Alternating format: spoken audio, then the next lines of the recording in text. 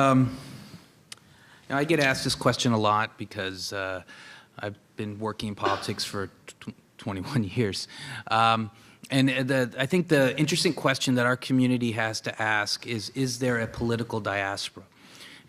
And not to confuse cultural diaspora with a political diaspora. And the reason why I raise this question, and I'd love to hear from the other panelists and from the audience as well, is do we have a political agenda in this country as a community?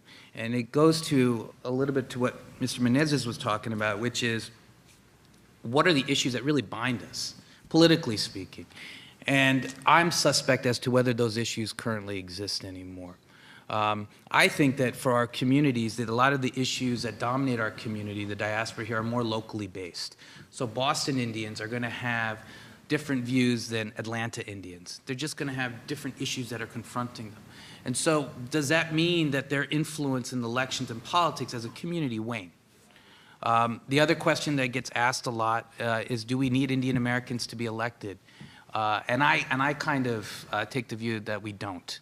I know it's a controversial viewpoint. I get yelled at a lot about it. But the reason why I feel that way is that what we do is when we have Indian Americans elected, what we as a community have a tendency to do is to dump all our issues on that one particular person.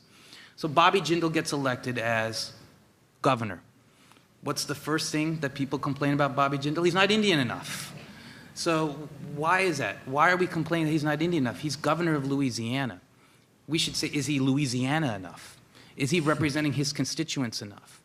And we as a community need to focus more about who is representing us here and now versus always worrying about, are we going to get an Indian in Congress to represent it? Because an Indian in Congress cannot represent the entire community and the entire diaspora. It's just not possible.